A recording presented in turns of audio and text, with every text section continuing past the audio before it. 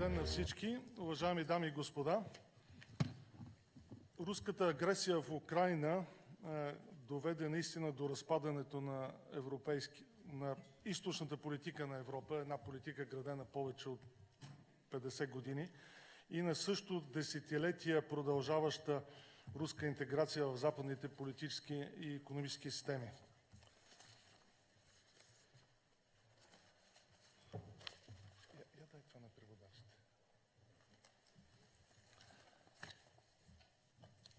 Като цяло Европейския съюз и както и отделни негови страни реагираха на тази криза с много ясна политическа воля и решение да се ограничи зависимостта от икономическата зависимост в областта на енергетиката от Русия. И в тези исторически времена предоставят една уникална възможност на Европа и на Съединените щати да преформулират тяхното трансатлантическо партньорство за по-добро и по-ефективно противодействие на заплахите, идващи от авторитарни държави като Русия и Китай. Сегашната енергийна и геополитическа криза също демонстрира нуждата от обща европейска енергийна политика, която далеч надхвърля обичайния технократичен подход при решаването на тези проблеми, подход свързан преди всичко с регулаторни и решаването на регулаторни и административни проблеми. Разбира се, тази криза, на която сме свидетели сега, има своите корени много преди войната, а именно в системното използване от Русия, от руското държавно ръководство на така наречената стратегическа корупция, или което ние по-точно наричаме завладяване на държавата, чрез олигархични кръгове преди всичко в Източна Европа, но не само, за подчиняването на цели сектори, в случая енергетиката, използването им за разширяването на икономическото и политическо влияние на Русия в Европа. Тези процеси ние, разбира се, не трябва да има и миг съмнение, че продължават и сега паралелно с военните действия. Тоест, те не са взаимно изключващи се процеси. Една такава европейска стратегия за противодействие на тези нови заплахи, разбира се, трябва да постави в центъра си Европейския зелен пакт, който също е обект на не само климатичен скептицизъм, но и на видима съпротива в отделни европейски общества, в много случаи предизвикана и стимулирана също от зловредно чуждо влияние. Рисковете пред енергетиката и климата и свързани с енергетиката и климата не се изчерпват, разбира се, с диверсификацията на доставките на газ. Diversification will not be the only solution to these problems. A new problem that our guest will now review later is also the dependency on mineral resources related to the energy transition.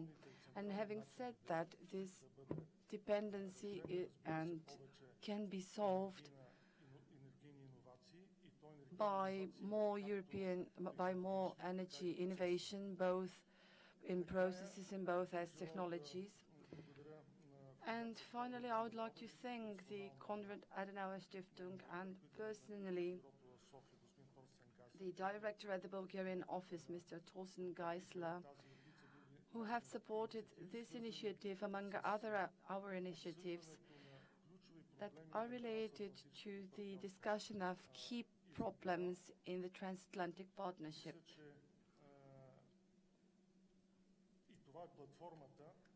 Having said that, I believe that this is the platform to have this type of format, the transatlantic approach, to discuss the burning problems that can synchronize the priorities in the energy security, both in European Union and the individual member states, but also the states.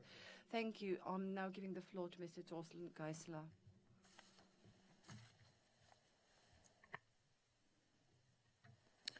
Thank you very much and good morning, Your Excellencies. Ladies and gentlemen, it's a great pleasure for me to welcome you on behalf of Konrad Adenauer Foundation to today's conference on the topic of energy security and climate change. And I would like to thank our partner, the Center for the Study of Democracy, and of course in particular its chairman, on Incento for their excellent cooperation. I'm pleased to welcome so many high-ranking speakers, among them Deputy Prime Minister Sandorf and Minister Laura.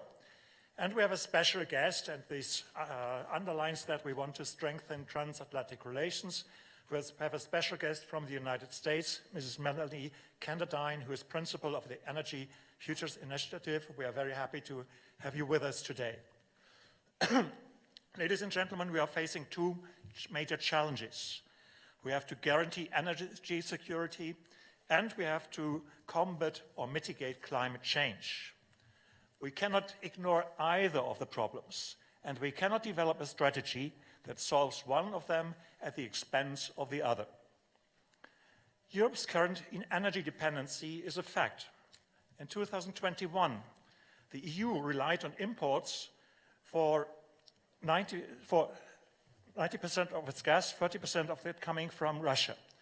For Bulgaria, the respective figure was 77%, and for Germany, 49%. 46.7% of the coal and 26.9% of the oil imported by the EU came from Russia. And this must change. I think the Russian assault on Ukraine has made it clear that we can no longer be dependent on this country. And climate change is a reality also for Bulgaria.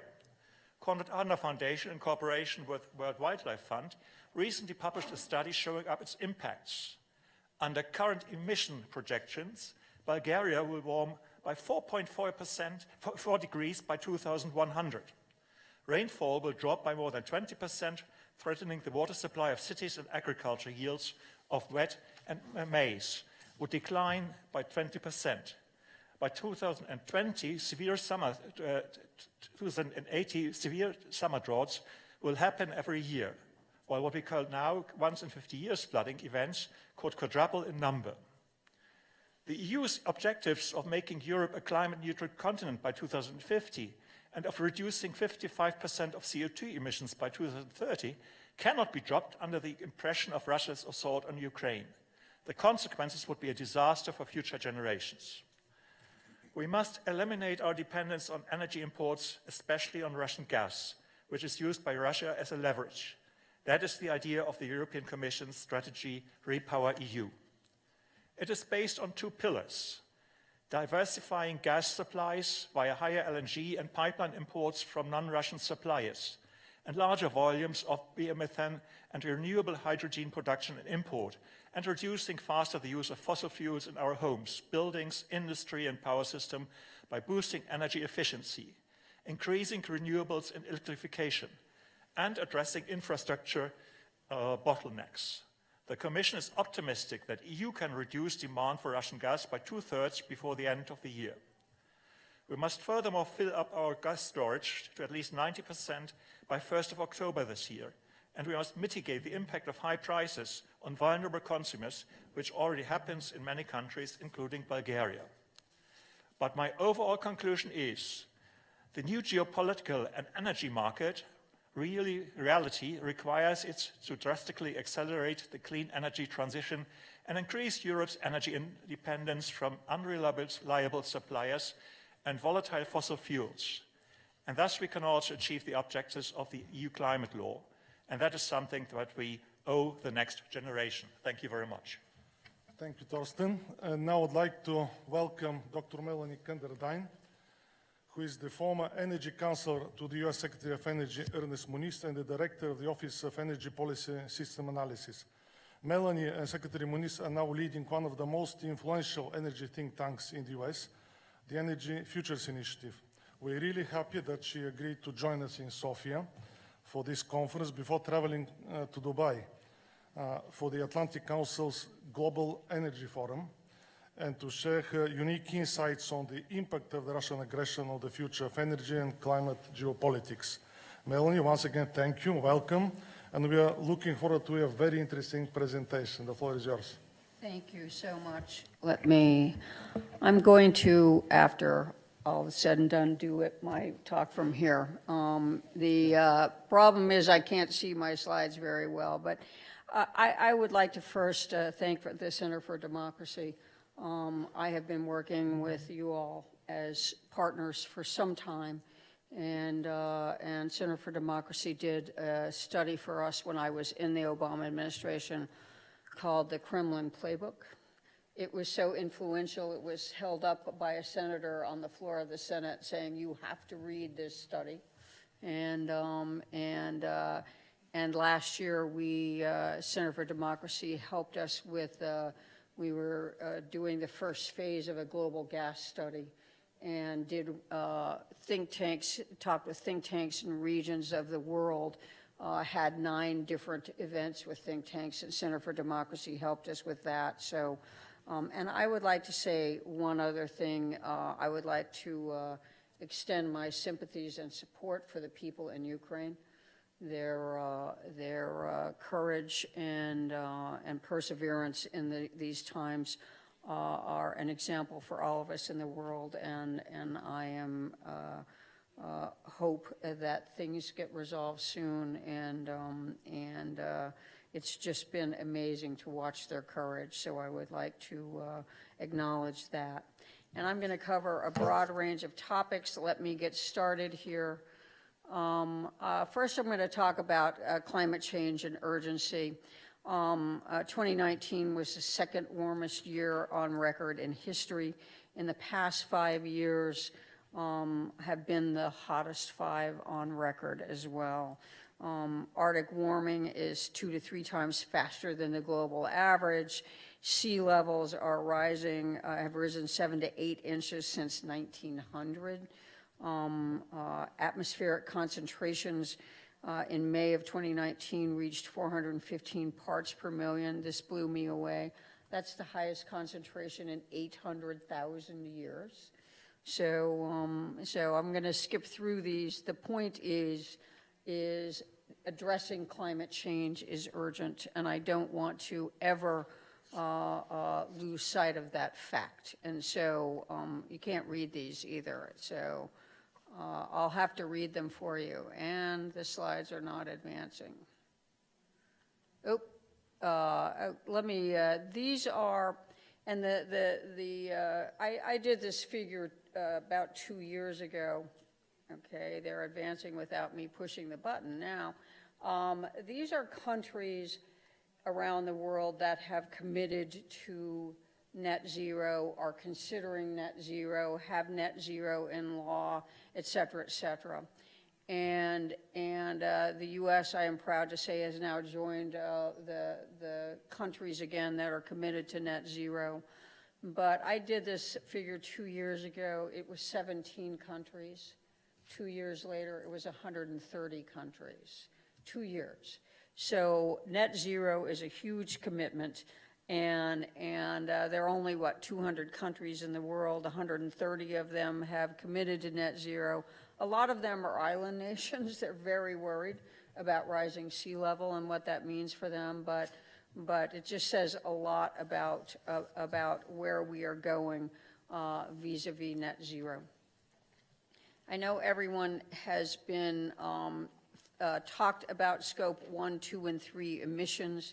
And what you can see here, the scope 1 are direct emissions, scope 2 are indirect emissions, supply chains, et cetera, and scope 3 are all the embedded emissions. And I do think what the EU is doing on carbon border adjustments is going to drive methodologies, development of methodologies, and insurance that we actually capture all of these different, the scope 1, 2, and 3 emissions.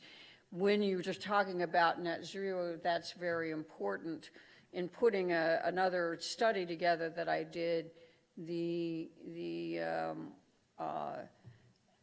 global shipping emissions, it's only 3% of total emissions are counted in no country's nationally determined contribution. So we're going to have to start counting those when you're talking net zero. That's just one example of a supply chain emission and the methodologies that we need to capture and accurately, gosh, you just can't see these. I'm so sorry. What this is and its percentage of power generation by source. And in the upper left-hand corner there, that's the U.S. We are nuclear 19%, natural gas 38%, coal 25%. When I was working in the Obama administration 5 or 6 years ago, coal was 50% of our generation. Coal has declined dramatically in the United States. And so big changes. That's Europe. Renewables are 37%, but 15% of that is wind and solar. That's a lot of hydro there. A lot of nuclear, 23%, only 18% coal, 21% natural gas. You are fortunate that you have hydro. That's going to change. And I'll say a little bit more about that in a minute. Japan, 34% natural gas, 32% coal. Then you look at China. China is 65% coal generation. So, and I'll say a little bit more about what we need to do about that in a minute. India, 72% coal generation. So in my view, and I'll talk about this, carbon capture and sequestration is critical for countries with 67, 75% coal generation. And it's critical in a lot of places. I don't want to tell Bulgarians about Bulgaria, okay, because I am not an expert here. But over on the left there, that is Bulgaria's total energy consumption. You're fortunate. Natural gas is not a huge percentage of your total consumption here.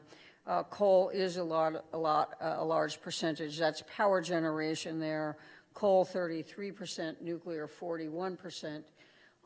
That's good. Nuclear doesn't emit any carbon.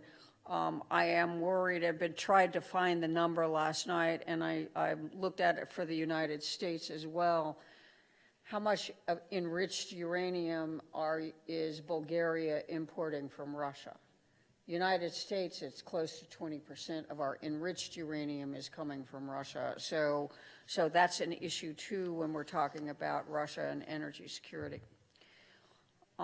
This is unsubsidized, levelized cost of electricity and storage, and for plants entering service, and this is our Energy Information Administration, plants entering service in 2026. And the red there is levelized cost of energy and storage. The blue is levelized capital costs, and I can't see the capacity factor is that number, the 10% there in the left-hand corner. For those of you who don't reside in the energy space, capacity factor is you install 250 megawatts of wind, and it has a 40% capacity factor. That means you're getting 40% electricity from that 250 gigawatts. And so you look there, combustion turbines, those are gas turbines, they're just peakers, they don't operate very often. Your combined cycle NGCC's capacity factor of 87%, you can see the numbers there, $37 is the levelized cost of electricity. There is advanced nuclear, $69, that's expensive. Capacity factor's 90%. So your nukes are running full out. Then you look at battery storage, $122 almost, and 10% capacity factor. Geothermal, very inexpensive, and 90% capacity factor. Those are your dispatchable technologies. Those can be used to firm the system when you need electricity. These are your non-dispatchables.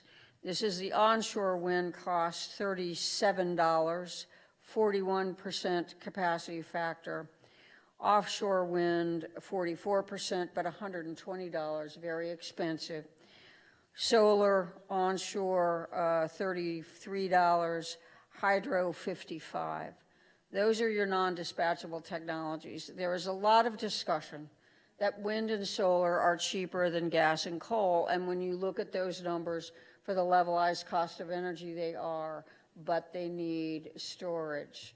and the battery storage is $120.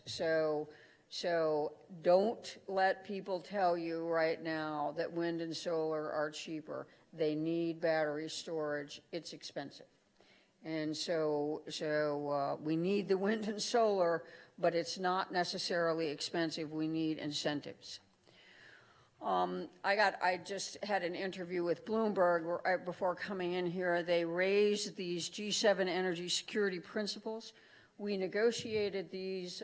I went to Secretary Moniz in 2014 after Russia invaded Crimea and said our energy security focus in the world was very oil-centric, and we needed to think about energy security in a very different way. We then went to Rome, negotiated with energy ministers, G7. We kicked Russia out of it. It had been G8, kicked Russia out. It was G7, and developed a new set of energy security principles. And developing flexible, transparent, competitive energy markets, especially gas markets. That was a huge focus. Modernizing infrastructure to improve system resilience. Diversifying fuels and sources of supply and encouraging indigenous sources of energy, reducing greenhouse gas emissions, put in climate change as a very significant energy security concern, enhancing energy efficiency, deploying clean and sustainable energy technologies, and ensuring emergency response systems, which had been what we had thought about energy security all along. And since then, that was 2014, I have added my own. I think these need to be added to the G7 principles, addressing and constantly updating responses to cybersecurity. It was not a huge issue in 2014, but in 2015, Russia attacked 3 distribution systems in Ukraine via a cyber attack and shut them down for some time. So cybersecurity became an issue shortly thereafter.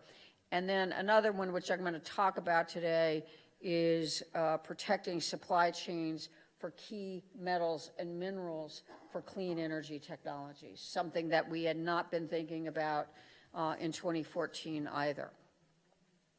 I'm going to talk about some of those. You can't read them. So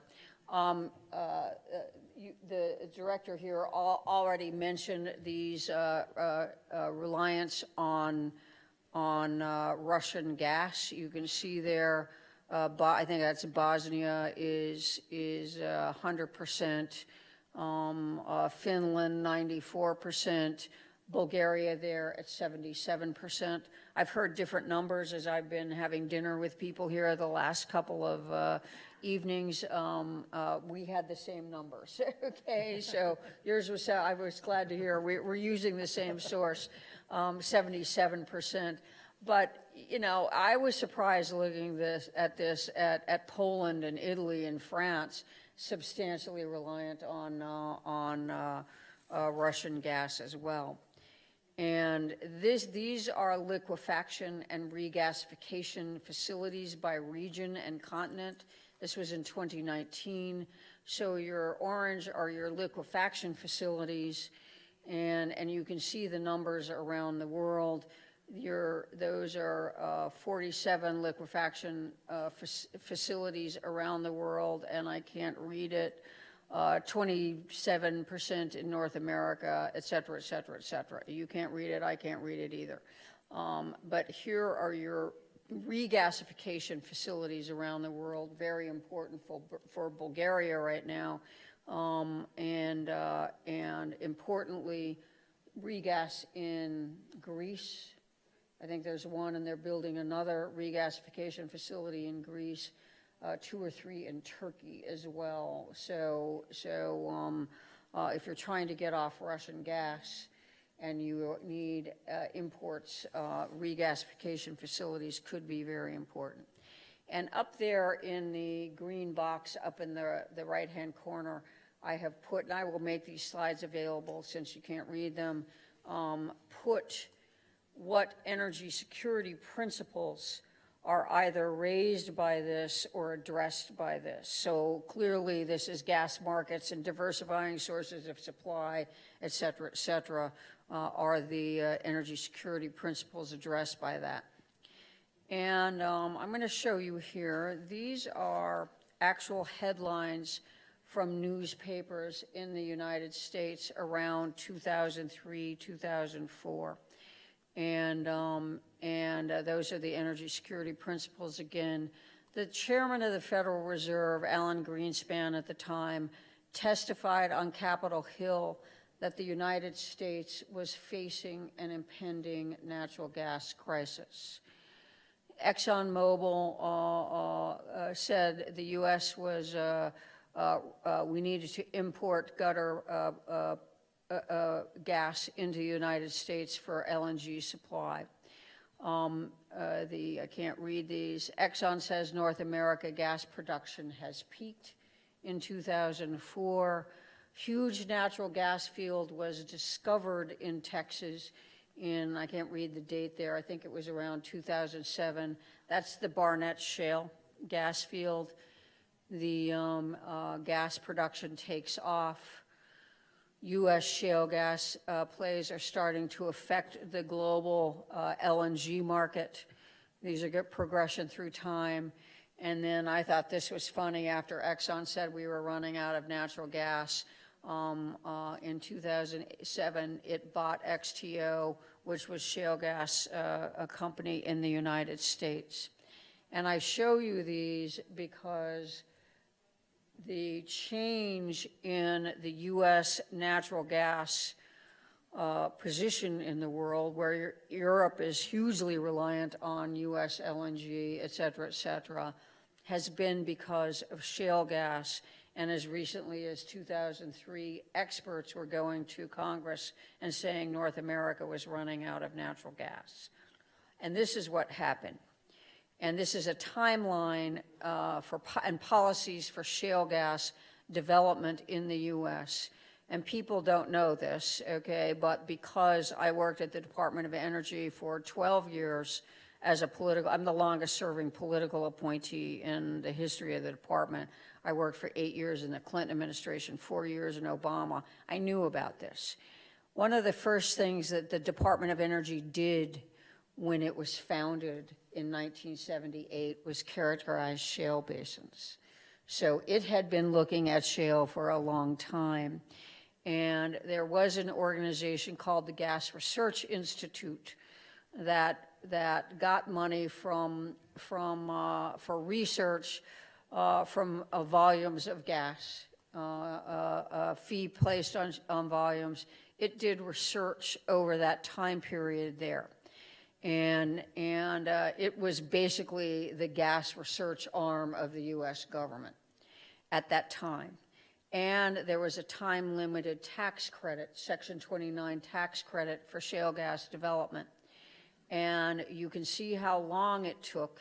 And there you see the gas produced under the tax credit in the green there, and the gas produced after the tax credit. So it was a combination of policies, technologies.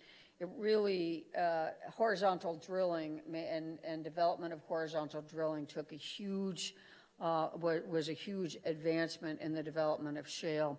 And so, but it took a long period of time. People think shale in the United States developed overnight. It did not. And, but it has changed. It has changed, brought us to where we are today, where the U.S. is able to ship so much LNG to Europe in this crisis and around the world.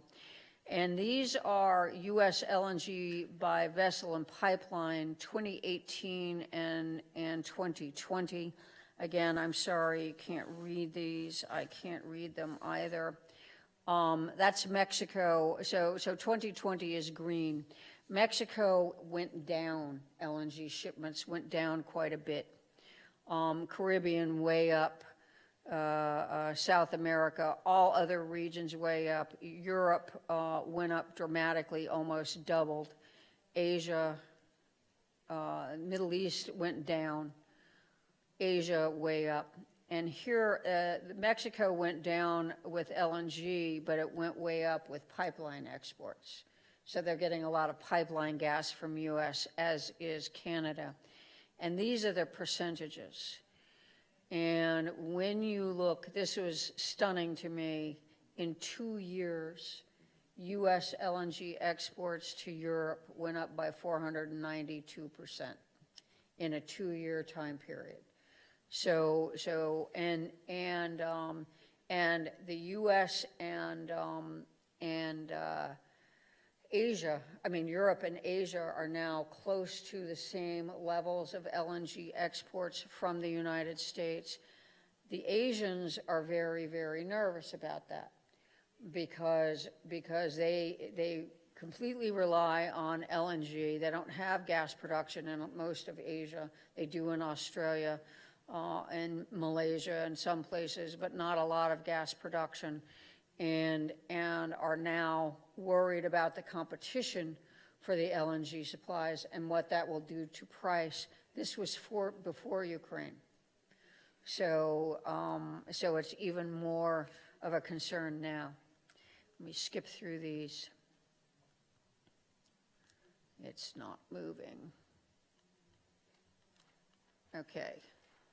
I'm going to skip this slide. This just shows you more specifically what countries, the huge increases in some of the countries of LNG exports from the U.S. So let me just go through that. The point has been made. This is interesting, another point, and shows you the impact of Ukraine. The kind of orangish brown part of that bar is Europe. So there you see Europe in June of 21. This is Europe in February of 2022. So obviously those are U.S. LNG export cargoes. Again, taking care of our friends and allies in Europe, making our friends and allies in Asia nervous. But another thing there, that is volumes of U.S. LNG to be determined. Our contracts for LNG do not have destination clauses in them, so there's a lot of flexibility as we are shipping LNG, and that TBD is important for supply in the future. These are approved North American LNG export terminals. This was kind of a surprise to me as well when I looked at this. Those are approved and under construction, 3.5 billion cubic feet a day. Those are approved by FERC but not yet under construction. So those are projects that are in development. That's 25 BCF a day. That's very important as we are talking about getting off Russian gas in Europe and getting more natural gas from the U.S. And when I testified before the Senate Energy Committee 2 weeks ago, I said, get those projects moving. That's a lot of gas. It is creating there's a huge need and demand for it now. They've been approved by FERC. Get them constructed and get them moving. I also looked at LNG tankers. There are adequate tankers to move additional LNG from the U.S. So this is something that will help get Europe off of Russian gas and keep it off of Russian gas in the future. Very important. This is a plan for how the EU can cut Russian gas imports by 2025. Some policies and technologies there. Over here on the far left, that is Russian gas. Okay, and I don't know what the 152 billion cubic meters. And these are policies and things that are recommended in this. It's a global gas LNG hub recommendations. There you see increased imports of LNG. That's the biggest. Another is I can't read it. It's implement the European Fit for 55. Okay, implement that policy. That gives you a lot. That is, I'm sorry, I just can't read the slides from here. Any rate, those are policies to get off Russian gas, okay? The IEA also developed a set of 10 recommendations to get Europe off of Russian gas, and it's don't sign any new contracts, replace Russian supplies with alternative sources. That's where the U.S. Projects in development become important. Introduce minimum gas storage obligations. You talked about gas storage, hugely important. The information I looked at said Bulgaria has a fair amount of gas storage, more than other countries in Europe, but I've heard that that's not accurate, so I don't know the answer, but you do have gas storage options. Maximize power generation from bioenergy and nuclear. That will reduce natural gas use. Germany's not helping with that, shutting down their nukes, and then efficiency, et cetera, et cetera. So I'm going to skip into this. That's gas. I'm going to talk a little bit here about sequestration and the need for that. And this is a study that we did with Stanford University. And what you're seeing here, these are data. It's not modeling.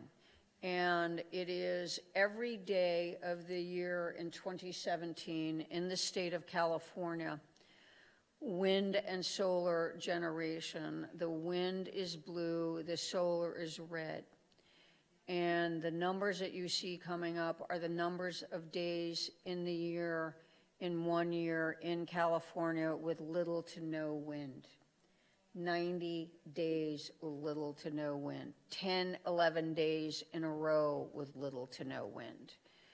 And I mentioned battery storage and the cost of battery storage.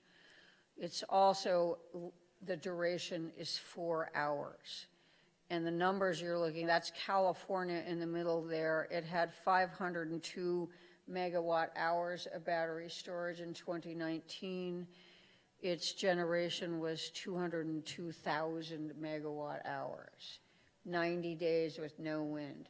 The point is that battery storage has a duration of 4 hours, and it's very expensive. And so it, again, wind and solar, the conclusion we reached when we looked at this is you need a fuel. Quite frankly, you can use a lot of wind and solar, but you have to have a fuel. Battery storage, grid scale storage is not adequate. So you need a fuel. And this was a technology study, not a policy study.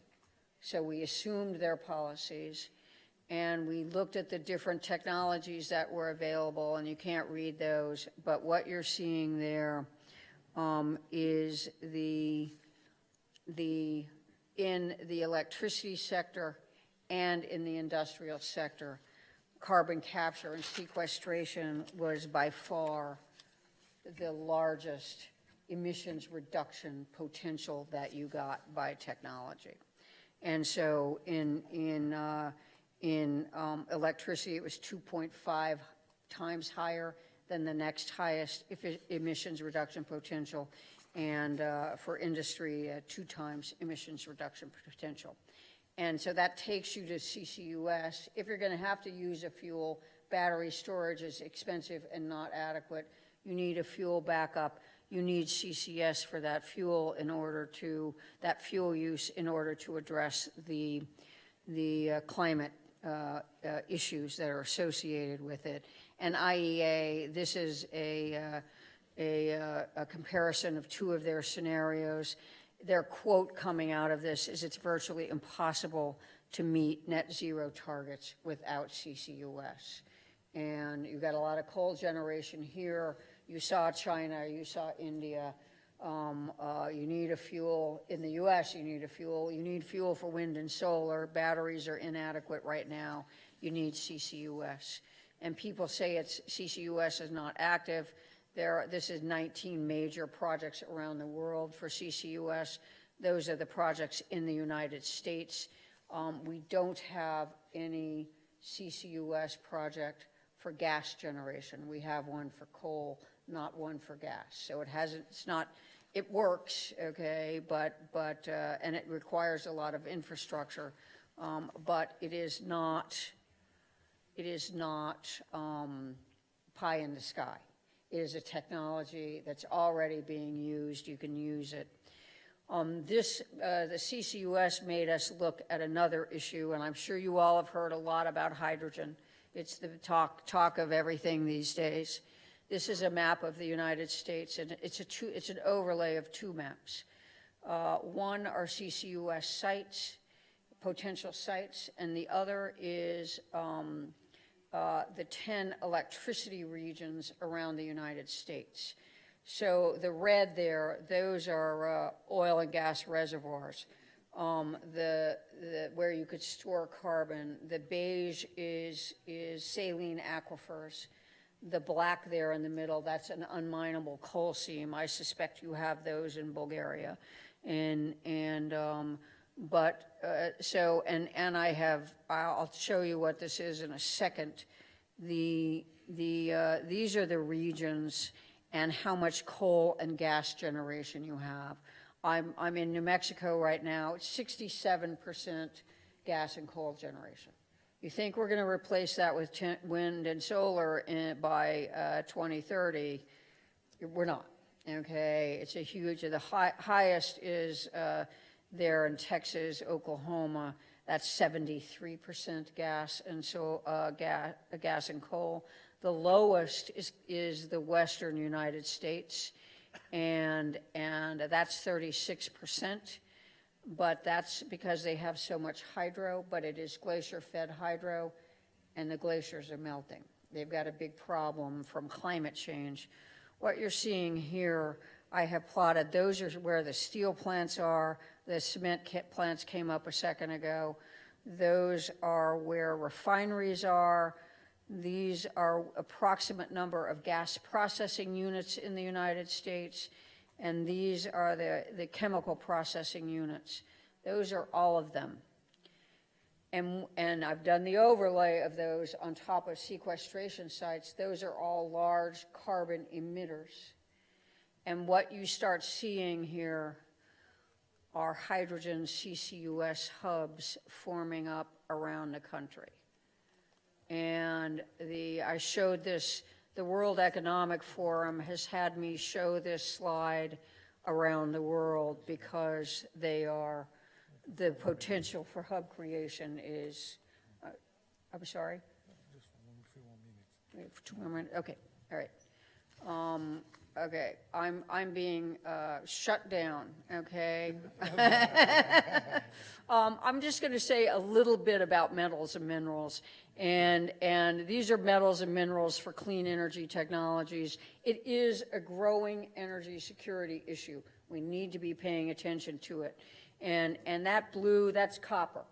Okay, how much copper you need for offshore wind.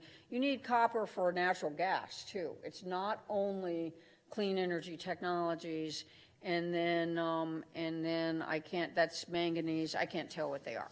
Zinc, okay, so I'm going to skip through this. The point is you need these metals and minerals for power generation. EVs, this says we're basically going to add 170 million EVs to the world by 2030. They use huge amounts of copper, okay. This is copper. Copper demand, I keep talking about it. Copper demand in China in 2030 is going to be greater than copper demand in the whole world in 2020. So, and look at how much copper, the bottom is an EV, 183 pounds of copper. The top is an internal combustion engine. That's the difference. And in that box, you can't read it, but there are other uses of copper, So you are competing for other uses of copper, building, construction, electronic components, transportation, et cetera, are competing when you're building these electric vehicles that demand all this copper. You're competing for the copper with a lot of industrial subsectors as well. And so let me just get, this is the critical mineral definition. I'm just going to show you one more slide, okay, that will show you some of the energy security issues. This is U.S. import dependence, where we're 100% import dependent, and the things you can't read in red are the technologies that you need these critical minerals for clean energy technologies. There we are 50 to 96% import dependent. Lithium is in that category. Silver's in that category. Things that you need for lithium-ion batteries. And but this is where the U.S. is getting its metals and minerals from. The green is where we're 100% dependent. Okay, so those green, you know, they're coming from around the world. But let me get to the big kahuna here that we are all very dependent on, and that is coming up here. It's not moving. That is China. Okay, here it's almost coming up. There you go. That's China. And the green is U.S. 100% import dependent, and we're getting it all from China. So, and the one more, I said there was only, I would only show this one, but one more slide here. I've taken Russia and China out of the equation. Where are we getting those metals and minerals from? And you can see where we're getting them from. But I've also highlighted on this slide which countries have net zero targets. We're going to be competing with our friends and allies for these metals and minerals because all these countries have net zero targets. So, at any rate, I'm going to shut up and because I've been told to. My friends have told me to shut up. I did look at. I'm sorry, it's just this clicker's not really working. I do have. I looked at Bulgaria and its critical metals and minerals, and I can't get through fast enough to get to the slide, but manganese, and manganese, the U.S. is 100% import dependent. The production, the mining of manganese in Bulgaria dropped to zero between 2015 and 2019. I don't know the reasons why. I know in the U.S. we have a huge number of inactive mines. And I asked the CEO of Rio Tinto one night, I had dinner with him, why are these inactive? Did we deplete the resource or did it become uneconomic? And he said they're all Superfund sites. It's environmental issues. And so, and I suspect those are the inactive mines. This is Bulgaria. And so manganese, you're still mining cadmium, copper. You saw how important that is. Zinc, very important. Gold, very important. Silver is hugely important in batteries, and lead and fluorspar. But you've stopped mining that as well. And I'm going to say one other. I said I was going to shut up, but I'm not. I got one more thing to show you. I think that we need to develop an index for responsible mining and environmentally responsible mining. We have leads for buildings, efficient buildings, et cetera, start doing a certification or ISO standards for mines. And these, I found a responsible mining index. These are things in that index that we should be looking at for developing the standards for mines. And I said that in my testimony in Senate Energy. and they want to talk to me about what we should be doing in that regard. And Bulgaria has a lot of mines and mining activity. It needs to be responsible mining. It could be something you all could do here too. Thank you, Melanie. Thank you so much. I'm sure there's a lot more to say. I'll switch now to Bulgarian, защото вице-премиера Сандов трябваше да бъде в 10 часа на друго събитие. Deputy Prime Minister Sandov was supposed to attend another meeting at 10 o'clock. Now I would give him the floor because he has to leave for his previous engagement. Thank you very much for staying with us until the end of the presentation. Thank you very much. First of all, I would like to greet all of you with this very important and interesting forum. To thank the hosts, the organizers of the event, also the chief guests. Indeed, we are in a very complicated and complex situation, and climate and energy as a joint approach has a very different meaning, especially with regard to security. Until recently, the climate crisis and energy stability were counter. But now we see that this war imposes on us the need to find mutual approach to achieve both climate neutrality and energy security.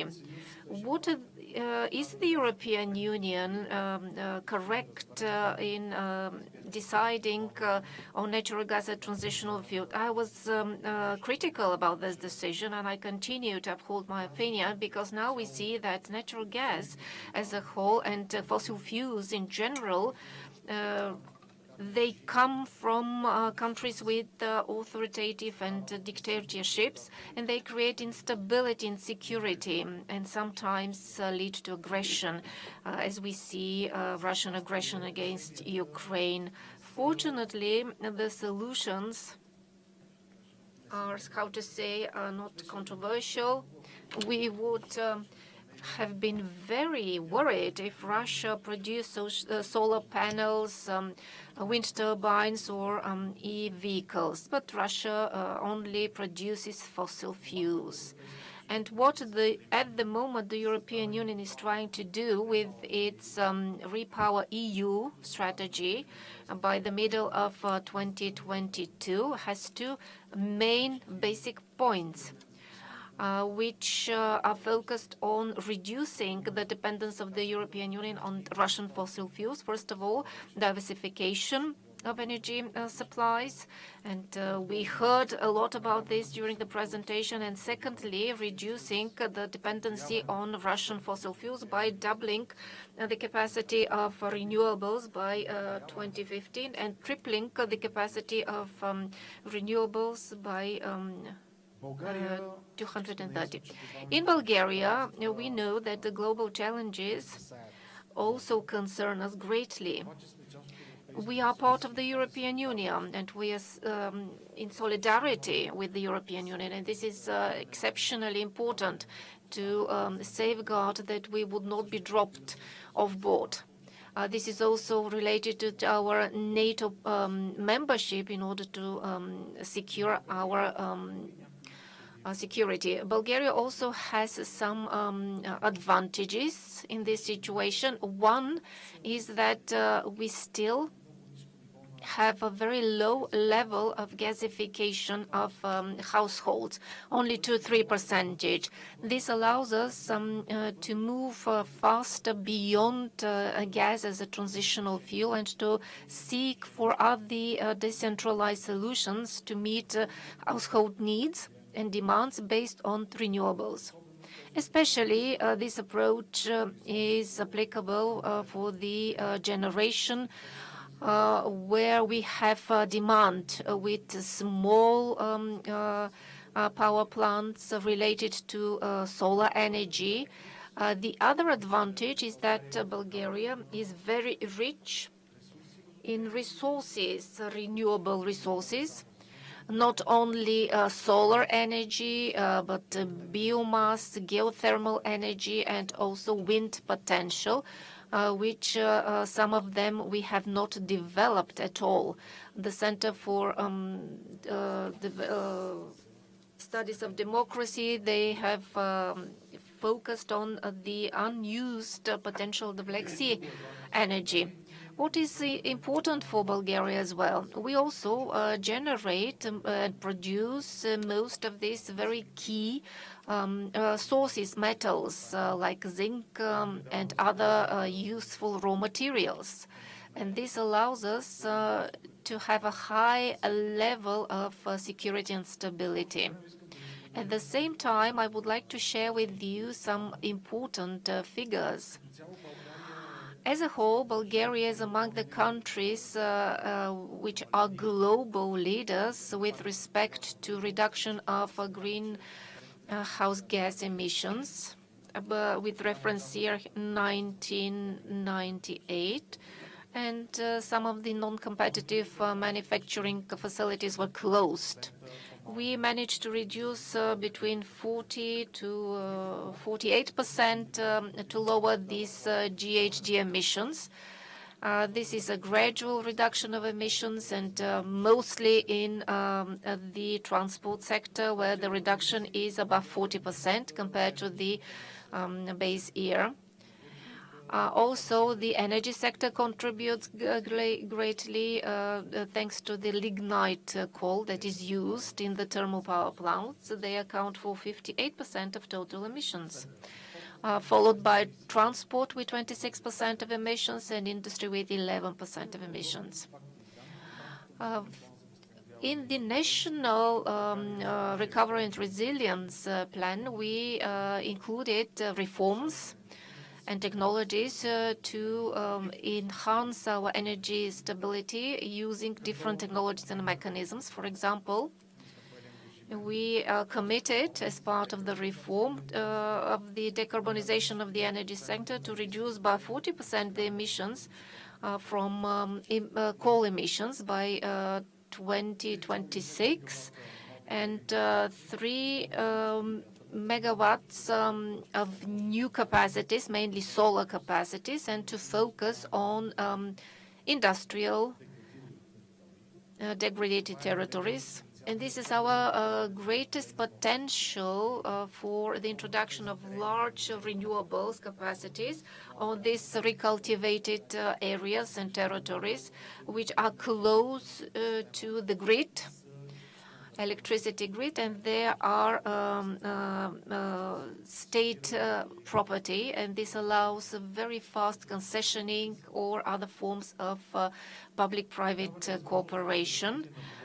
Also, we have to develop hydrogen technologies because the users of electricity, they need large capacities, and hydrogen can be such an opportunity for energy storage for industrial purposes. We are also analyzing the potential of geothermal energy, and in the National Recovery and Resilience plans, we would fund 2 large pilot projects for geothermal energy.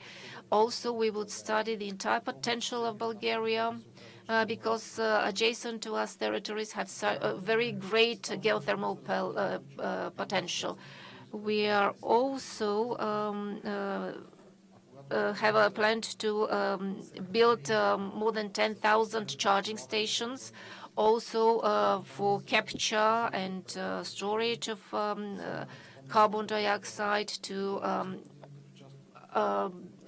forest large territories of the country, more than 10 million trees to be planted to recover wetlands, other territories, which are also areas that capture emissions. And all these are possible solutions. And last but not least, I would like to share with you that we are also looking for opportunities to create a national financial instrument that would be filled with revenues from sale of emissions that can co-finance large projects for decarbonization and energy transition. I would like also to mention that Bulgaria is considerably upgrading its activities regarding to energy diplomacy, proposing different types of solutions, and our great goal is by 2024, when there will be a global event, summit meeting, UN summit meeting on climate. And we hope that this would be hosted in Eastern Europe, and Bulgaria would apply to host this summit event in 2024 here in Bulgaria. Thank you very much for your attention. Thank you, Deputy Prime Minister Sandov. Thank you for staying till the end of our conference. These are very important elements, and we have to discuss them, and hopefully there would be other such discussions. The crisis and the war in Ukraine poses this need. Now I would like to move on. Just to note that in the next 10 minutes we have 5 more speakers. And I would like to ask the speakers to present their speeches within 3 minutes. And those that would like to ask questions after the discussion to be very prompt. Now I would like to give the floor to the Minister of Innovation and Growth. Undoubtedly, most of the solutions and outcomes are non-existent. There are new developments.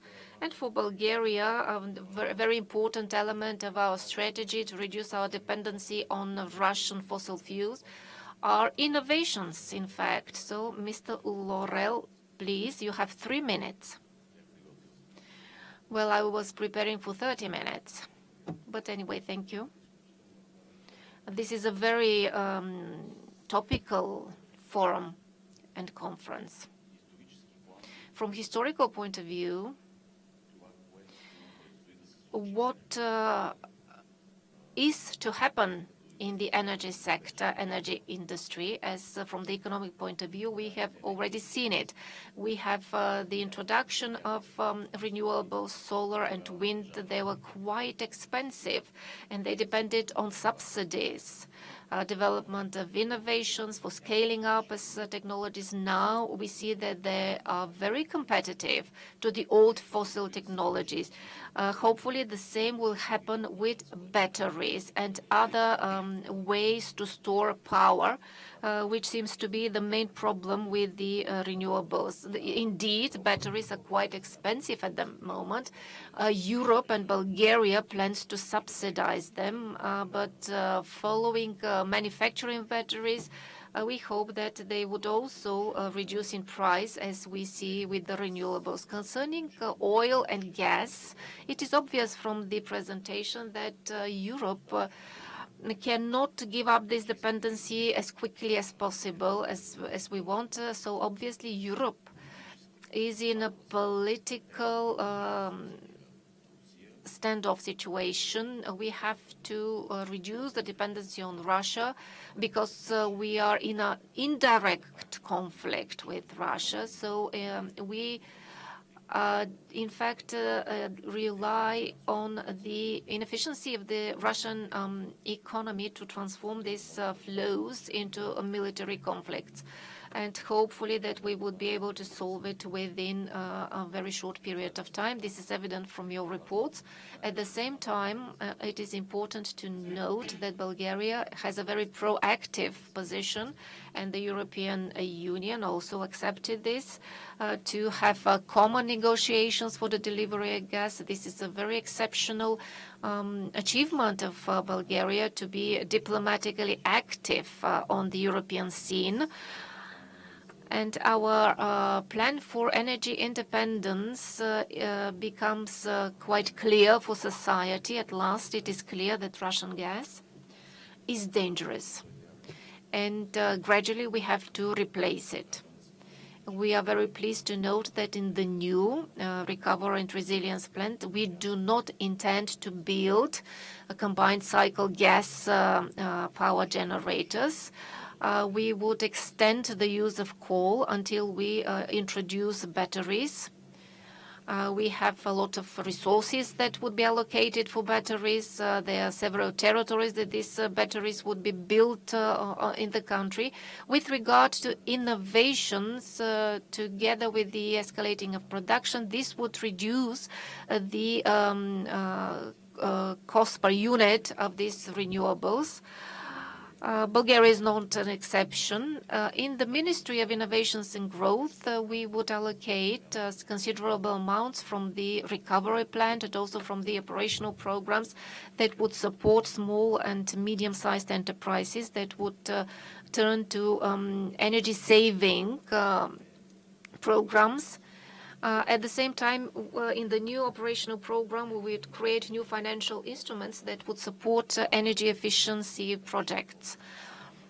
On behalf of promoting investments, some of the important projects that Bulgaria is seeking, as Deputy Prime Minister Sandov mentioned, this would be capacities for production of solar panels, also for power storage systems, also hydrogen technologies, and CCUS, carbon capture. 4 minutes. Thank you very much. You were very punctual. Thank you for this good example. Indeed, we have a unique situation. We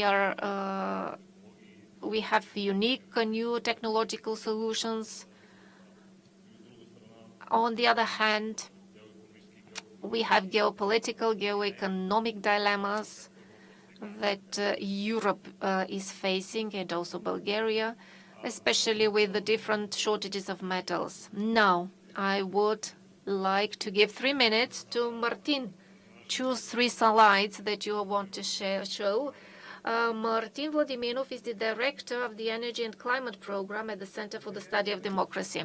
Thank you very much for all the speakers. Thank you, Melanie, for your very interesting presentation. So today we are publishing an analysis, making public this analysis to try to summarize what is the Europe's dependency on Russian oil and gas.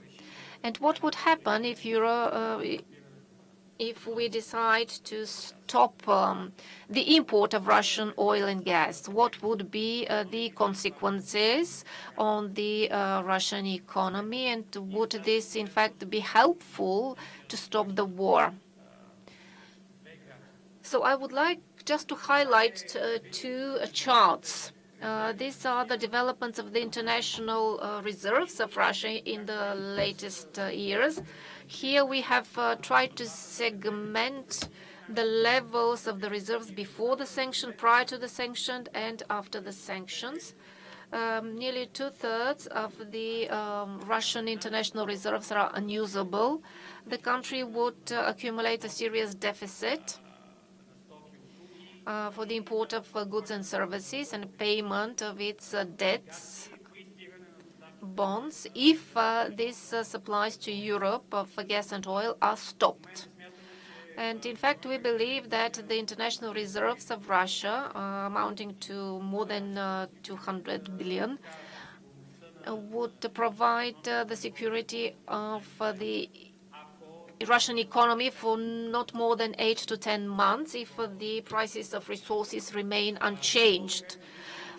In this sense, it is time, high time, and this is a historical moment for Europe to considerably change not only its energy and climate stability and to improve it considerably, but also to overturn the table of the balance of power in Europe and to safeguard its national security in the long-term perspective. Of course, this would cost money. It would be quite painful in the short-term perspective, but I think the European Commission and the International Energy Agency have their agenda to preserve this, to guarantee security of supplies to a great extent, even at a higher price. But in the long term, we need an overall new vision and a new European climate and energy stability.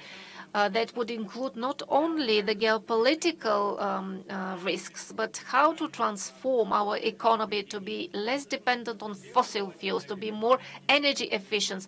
As Melanie mentioned, to preserve, to store energy, to change the way that we manufacture our goods and services, to move towards a new type of economy that would make Europe more independent. Thank you very much, Martin. This is a very good example. We would present our outcomes in Brussels. In the next couple of days, a delegation from the center is going to Brussels to make this presentation. Now I give the floor to Mr. Radoslav Rybarski. He is chairman of the Parliamentary Energy Committee. We have a wonderful collaboration with him, and we hope that we will be able to solve part of these problems together with our European and American partners. Thank you very much. I would like to go back to the topic of the rare metals and minerals. And the Paris Agreement, climate agreement, implementation of the goals, in the next 2 decades, we expect that the demand for copper would increase by 40%. And for nickel, cobalt, and lithium, the demand would be even greater. Cobalt more 60-70%, and lithium 90% greater demand.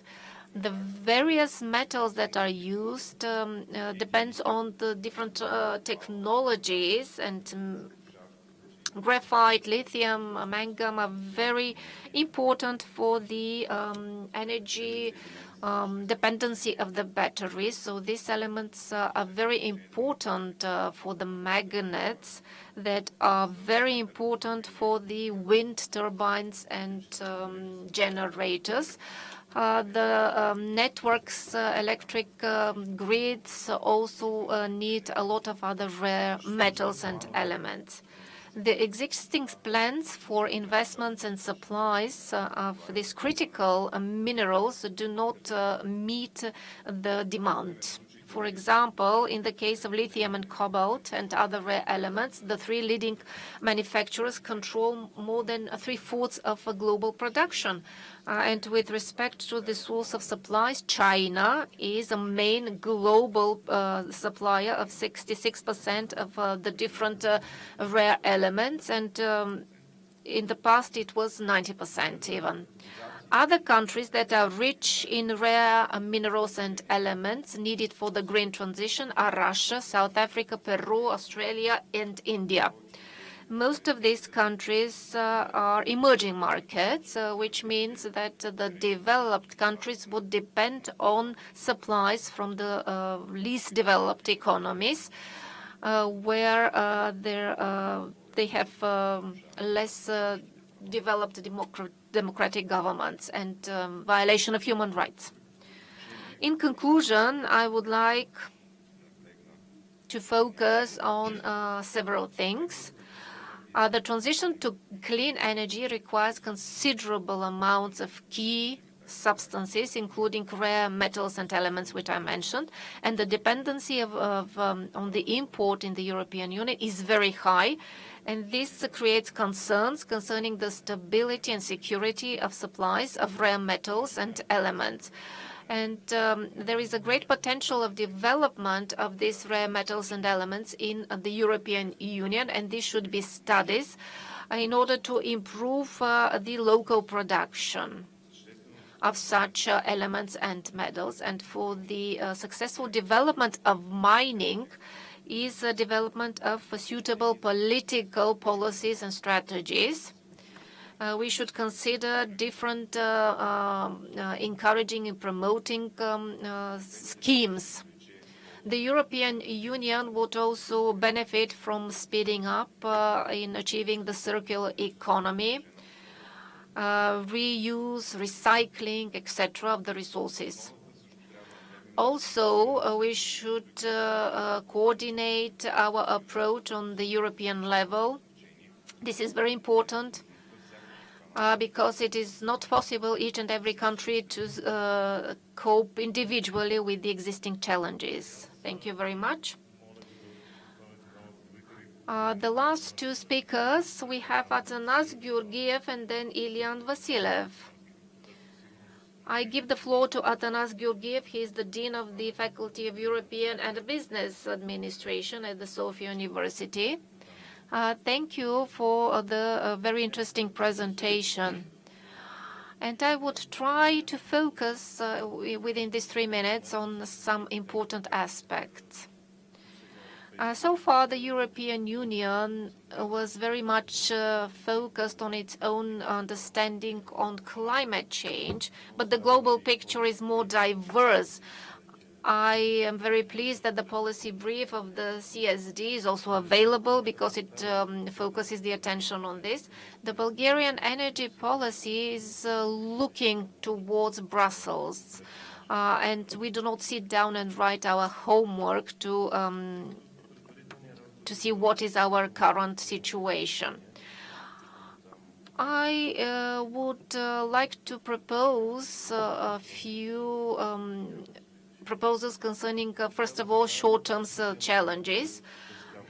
We have cascading crises building on each other. First of all, we have the COVID-19 last year with the rising prices, energy prices in Europe, and now we have the war in Ukraine. In fact, the energy sector by itself, of course, has its own challenges, but also it has to serve the other part of the economy. The economy is suffering with the very high energy sources and prices. I hope that the Deputy Prime Minister and the Minister would hear this, because they left now, and they should know that business should be supported and should be compensated for the high expensive energy prices. Because of this shock of energy prices, if the economy is bankrupt, of course, it would be useless to talk about the energy sector. We have, first of all, of course, to cope with the problems with the previous crisis in order to focus on the new crisis. And what Mr. Rybarski also said is to eliminate the barriers for prosumers, meaning that most of the consumers can produce part of their energy, and to have one-stop shop to eliminate barriers, to provide funding for the development of the grids. And this would reduce also consumption in a natural way. And another short-term measure is to look for opportunities to negotiate for alternative sources, because we are at the end of one heating season, but very soon the next heating season will begin, and now it is the time to look for alternative sources. The medium-term perspective, we should start considering it now. We should consider a number of key steps, reviewing all existing policies in the integrated energy and climate plan, keeping in view the new geopolitical environment. I don't believe that batteries are the solution now. I think that prosumers should be promoted more and encouraged. The second type of measures should be related to legislative amendments, and our colleagues from the US can help us with such a due diligence analysis for the modular nuclear reactors. And third, to use all possibilities to have own deposits, to use all the indigenous deposits until the transition period ends. Thank you very much to the Dean of the Economic Faculty of Sofia University. And now we will conclude with Ambassador Ilian Vasilev. He's chairman of the board of the Alternative and Analysis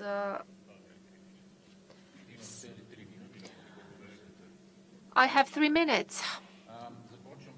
And I would start with what Melanie said. Now the big topic is Ukraine. It was absent from what we were talking about. The impact would have a very long-term impact on climate and energy strategies and policies. What Melanie mentioned is very important, and we should remember it. Russia, those who believe that Russia is irreplaceable, they are mistaken. We have a 3-period horizon. As you saw that the USA has more than 3 billion gas production. So the way that we construct our long-term strategies for the purchase of gas is very important. I would like to encourage the Bulgarian government to conclude a long-term contract for supply of LNG from the USA. It should be a long-term contract. Today's meeting is what Melanie mentioned, is the CCUS. Yes, you should remember this. We have been talking about this for a long time. Without such technologies for capture and storage and utilization, it is not possible to conduct the transition. It is impossible to conduct transition without such CCUS technologies. Otherwise, we should have to compromise with our goals or to do something else. Bulgaria has such potential and possibilities, especially using transitional fuels and catching the emissions from them, which is the smoother way of transition. Another takeaway is the enormous imbalance between the LNG terminals and the regasification terminals. This is a huge problem. We are all talking about the IGB. This is the interconnector between Greece and Bulgaria. It would be operational on the 1st of September. But apart from the Azeri gas, we do not have any other alternatives. And in this respect, we have a great problem because Turkey would not change its policy to ban tankers entering the Bosphorus. So what we have to do, we should make a land bypass of the Bosphorus Strait to have a transit system with more than 17 billion free capacity. So we can conduct this land bypass, land bridge. All the American terminals have this possibility. But we are not present on this map with terminals because we do not have inter-system agreements with Turkey. We do not have bundled tariffs because we do not have such agreements between the different operators. So we have this opportunity by evaluating the different impacts of the crisis in Ukraine to position ourselves very practically and to solve part of our problems and not to repeat the mantras that Russia is the only opportunity and the only possibility. Because the world is changing and we have to consider this. Bulgaria has a perfect location to be a transiting country because we have connections with all others, but we have to change our interconnection agreements. Thank you very much, Ilian. I think that this was a very unique panel. I believe that the Bulgarian government, all of us, have this unique opportunity to hear all these opinions and proposals, to listen to them and to take the correct decisions. Of course, this is not an easy task. Now, I have to ask, do you have any questions for 15 seconds? I do not see any raised hands. Thanks to our partners from Konrad Adenauer Stiftung, there would be a short cocktail after this. But before that, I would like to give the floor to our guest, Melanie Ganderlein, for very short final words. I would like to apologize to all the speakers. I thought that I had 30 minutes to speak and 30 minutes for Q&A. That's what I'm usually more respectful. I just thought I had the schedule wrong, and so my deepest apologies and for making everyone else rush while I rattled on. But I would like to the ambassador's comments and the chairman's comments. Applaud those for thinking very strategically about these issues. And one thing, because I was getting signals from Ruslan to shut up, I did not give the data that the ambassador actually illustrated, which is there are existing and under construction 1,100 million tons per annum, 1,102 MPTA under construction for import. There are only 576 for export. We really need to, and that's why I go back to those projects that are in development in the U.S. 50% of the projects in development are in the U.S. We need to expedite those. We need to be partners with you all on getting those done. You've got to build the import infrastructure and the pipelines, et cetera, that you need for that. But we need to make the supply available to you as well. And so I think this is crystallizing a lot of things that have been out there for a long time. And I would say one other thing in closing, that the Ukraine crisis has illustrated for all of us.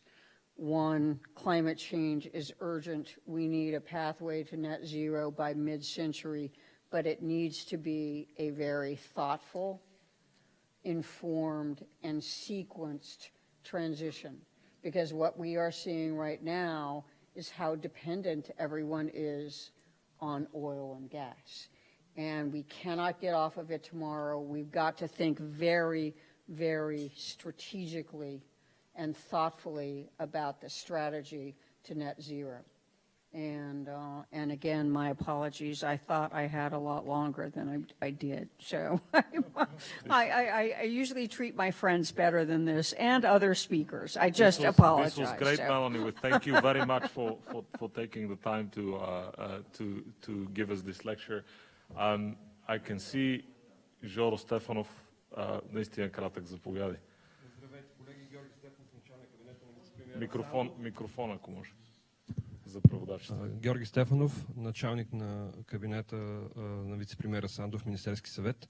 Искам да отправя един коментар на господин Василев за улавянето и съхранение на въглероден диоксид. Има глобален, той е европейски доклад, но хваща глобалното развитие на тези технологии от преди 3 години, който ясно доказва, че проекти с голям мащаб are not very successful anywhere in the world. The European Union has spent nearly 4 billion euros trying all the aspects of this type of project. So the new focus is on the utilization of the emissions, not only on the storage. So this, in fact, what Bulgaria should and can do, how from the carbon emissions to make an end product, not only to store it in underground or in the sea, because it has been proven that some of these technologies are not very successful. At the moment, the prices of emissions, carbon emissions, is quite expensive, so we are looking for utilization. Thank you very much, Georgi. Yes, I do believe that the war in Ukraine focuses our thoughts on these new technologies and innovations, and we should consider how to use them. Now, I propose that we continue this informal networking. I would like to just mention that Melanie understands that the technologies are not so successful in the USA. Yes, what Melanie said, that we need consistency. We should not continue to finance this war in Ukraine by not doing anything. But at the same time, we should be open and to look at new alternatives with respect to immediate solutions, faster solutions, and what Atanas Georgiev also said about the quick implementation of new technologies. And this should happen now, in the short-term perspective. I think this is very reasonable, very rational, and we should be open to technologies, existing ones, but also to such technologies that should be developed in the future. And once again, very carefully, we have to think, but we have to act as well, because the situation requires it. And now, thank you very much for all the speakers. I would like to thank for all those participants for their patience. We would upload on our website today's discussion. It was also streamed online. There is also a recording of today's panel. Now I would like to invite you to this very small improvised cocktail. Thank you very much.